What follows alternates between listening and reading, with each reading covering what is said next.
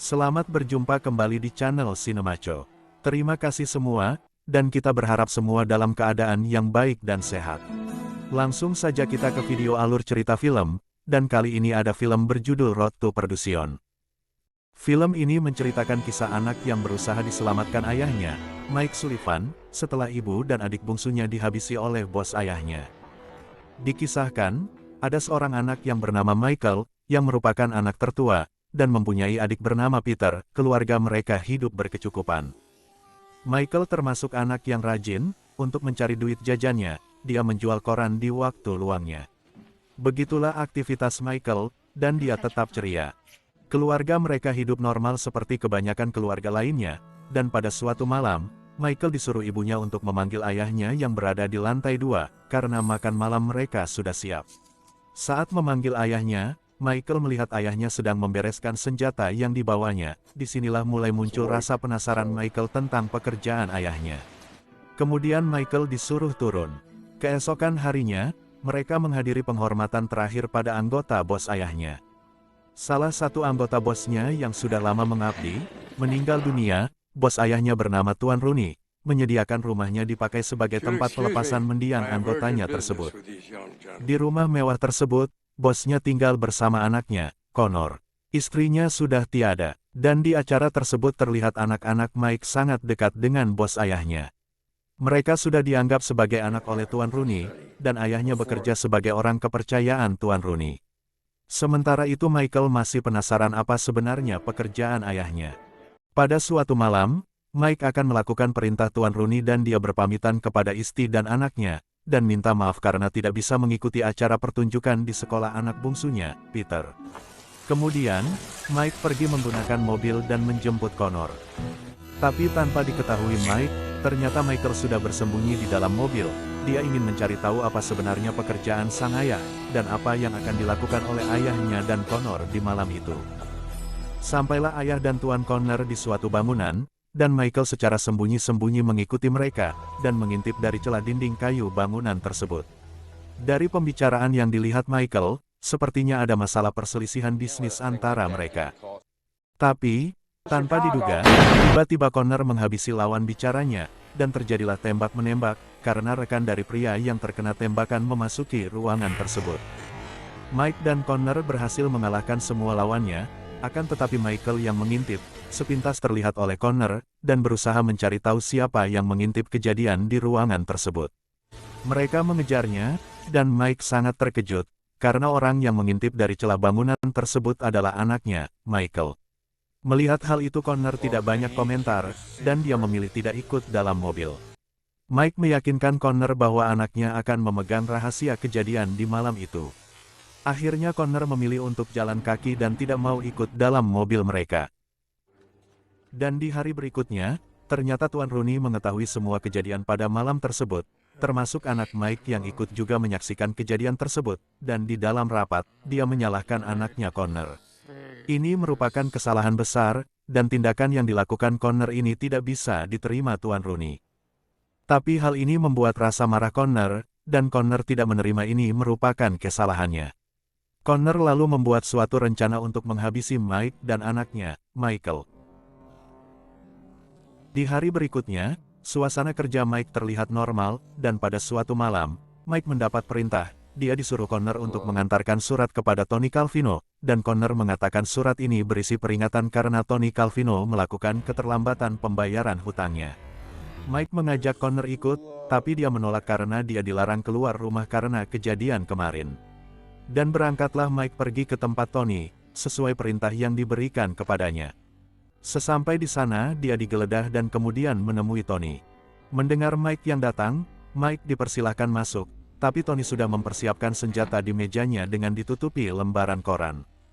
Mike memberi surat dari bosnya ke Tony, kemudian Tony membaca surat tersebut, dan tiba-tiba langsung berusaha mengambil senjata di mejanya, tapi dia kalah cepat. Mike berhasil merebut duluan senjata tersebut, dan langsung menghabisi Tony. Kemudian Mike membaca isi surat tersebut.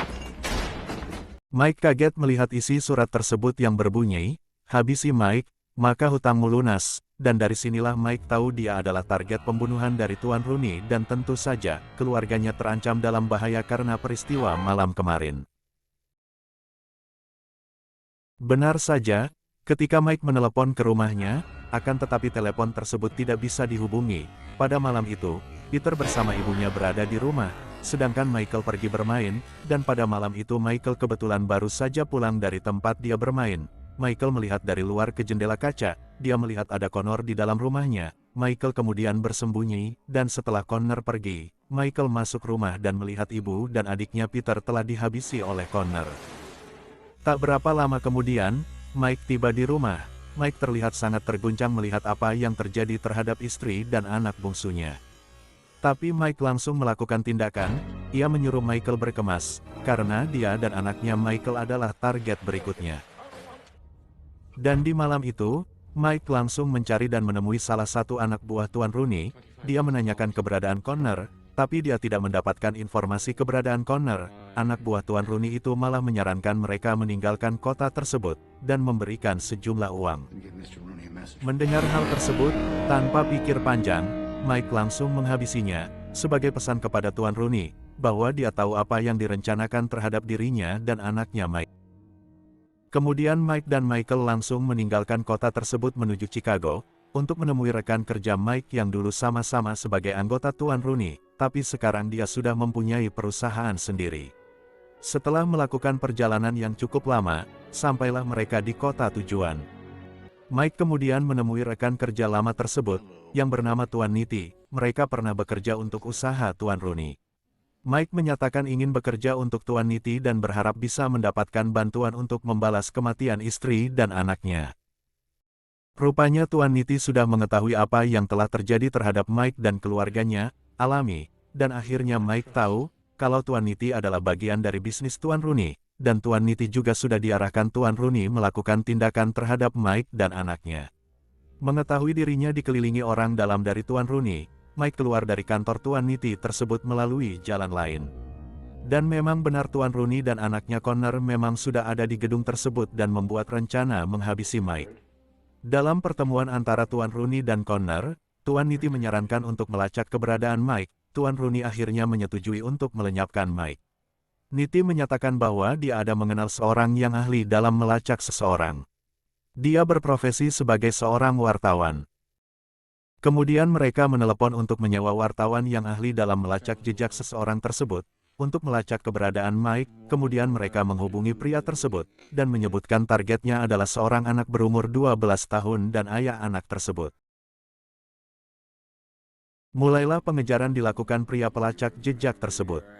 Dan di lain tempat, Mike dan anaknya melanjutkan perjalanan mereka ke Perdition, karena di sana ada kakak perempuan istrinya, yaitu Sarah, dan rencananya, Michael akan tinggal di sana. Sementara itu, di kediaman Mike, prosesi pemakaman istri dan anaknya dilakukan, dan di sana pelacak jejak juga hadir di sana. Dia mencari beberapa petunjuk sebagai bahan dalam pengejarannya terhadap Mike dan anaknya. Dan malam hari, Mike sampai di rumah Sarah, tapi Sarah tidak ada di rumahnya. Dan memang benar, Sarah berada di rumah Mike, untuk melaksanakan pemakaman terhadap istri dan anak Mike. Dan pada malam itu, suasana di rumahnya masih dalam berkabung, dan masih ada beberapa tamu, termasuk si pelacak jejak yang masih berada di sana. Dengan menggunakan telepon di rumah Sarah, kemudian Mike menelepon ke rumahnya, dan telepon tersebut diangkat oleh Sarah. Mike menanyakan perihal prosesi pemakaman istri dan anaknya kepada Sarah. Tapi, setelah telepon tersebut ditutup, pria pelacak jejak yang memperhatikan Sarah, langsung menghubungi operator telepon, dan dari sana dia mendapatkan informasi keberadaan Mike. Dia pun langsung menuju kota di mana Mike dan anaknya berada dan dia langsung menuju kediaman Sarah berharap bisa menemukan Mike dan anaknya, tapi dia terlambat. Mike dan anaknya sudah meninggalkan rumah Sarah tersebut. Dan di lain tempat, setelah Mike dan anaknya meninggalkan rumah Sarah, Mike dan anaknya melanjutkan perjalanan. Sampailah mereka di suatu kafe untuk makan malam. Michael tidak mau makan, dia memilih tetap di mobil sambil membaca novel yang dibawanya terus selama pelarian mereka. Mike akhirnya pergi sendirian ke kafe tersebut. Pada saat itu si pencari jejak juga sampai di kafe tersebut. Tidak berapa lama, setelah Mike duduk dan memesan makanan, si pelacak jejak langsung duduk satu meja dengan Mike, dan mereka melakukan percakapan ringan. Dari obrolan singkat tersebut, Mike langsung pamit, dan langsung menuju mobilnya. Nalurinya sebagai orang yang berpengalaman di bidang kriminal, membuat dia memutuskan untuk secepatnya meninggalkan kafe tersebut, dan sebelum pergi, dia membocorkan ban mobil si pencari jejak. Mereka berhasil lolos, walaupun hampir saja terkena tembakan si pelacak jejak. Setelah peristiwa tersebut, Michael berkeras untuk diantar ke tempat bibinya, Sarah. Tapi Mike mengatakan bahwa keberadaan mereka sudah diketahui, dan pengejar mereka pasti akan ke rumah bibinya Sarah. Mike membuat suatu rencana, yaitu merampok semua uang yang disimpan Tuan Rooney yang ada di bank, dan untuk menjalankan rencana ini, dia perlu bantuan anaknya. Michael harus bisa mengemudikan mobil. Kemudian Mike mengajarkan anaknya mengemudikan mobil. Setelah dirasa cukup bisa mengemudikan mobil, walaupun belum begitu mahir, mereka mulai melaksanakan aksinya. Mike merampok beberapa bank, tapi yang dirampoknya hanya uang milik Tuan Rooney saja. Mike mengetahui bank mana saja tempat Tuan Rooney menyimpan uangnya, karena dia adalah salah satu orang kepercayaan Tuan Rooney. Tapi lambat laun, aksi yang dilakukan Mike ini kemudian diketahui oleh Connor, karena sewaktu merampok satu bank, ternyata rekening Tuan Rooney sudah kosong dan pihak bank mengatakan bahwa uang tersebut sudah ditarik oleh akuntannya. Mike langsung mencari keberadaan akuntan tersebut untuk mengetahui penarikan uang Tuan Rooney. Mike akhirnya tahu bahwa Connor yang melakukan perintah penarikan rekening Tuan Rooney. Dan ini berarti Connor memang berkhianat terhadap ayahnya sendiri. Tapi rupanya si pelacak jejak sudah mengikuti pergerakan Mike dan anaknya. Dia langsung memasuki ruangan tempat Mike mendatangi akuntan Tuan Rooney tersebut. Terjadilah peristiwa tembak-menembak antara Mike dan si pelacak jejak. Dalam peristiwa itu masing-masing mereka terluka kena tembakan. Walaupun tidak di tempat yang fatal, Mike berhasil dan melarikan diri dengan kemampuan Michael mengemudikan mobil yang semakin terlatih. Dan dalam pelarian tersebut, kondisi Mike yang terkena tembakan semakin melemah. Dan Mike akhirnya jatuh pingsan. Michael langsung berinisiatif untuk meminta bantuan ke rumah terdekat yang mereka lewati. Dan mereka beruntung. Keluarga yang didatangi Michael tersebut, mau untuk menolong ayahnya. Mereka berhasil mengeluarkan peluru yang mengenai lengan Mike. Kemudian Mike dirawat sampai keadaannya lumayan membaik. Setelah dirasa dapat melanjutkan perjalanan, Mike dan anaknya berpamitan. Dan kemudian mereka melanjutkan perjalanan. Dan sebagai ucapan terima kasih, Mike meninggalkan sebagian uang hasil rampokannya untuk keluarga yang merawatnya. Keluarga yang membantu mereka tersebut sepasang suami istri yang tidak dikaruniai anak. Di hari berikutnya, Mike berusaha mencari Tuan Rooney. Dia berhasil bertemu dengan Tuan Rooney di sebuah gereja. Mereka kemudian melakukan pembicaraan di lantai bawah. Mike menerangkan bahwa Connor telah mengambil semua uang di rekening Tuan Rooney, dan ini berarti Connor telah mengkhianati Tuan Rooney. Tuan Rooney mengetahui hal tersebut dan membiarkannya, karena Connor adalah anaknya. Tuan Rooney menyarankan Mike untuk pergi meninggalkan kota tersebut, agar dia dan anaknya, Michael, bisa selamat.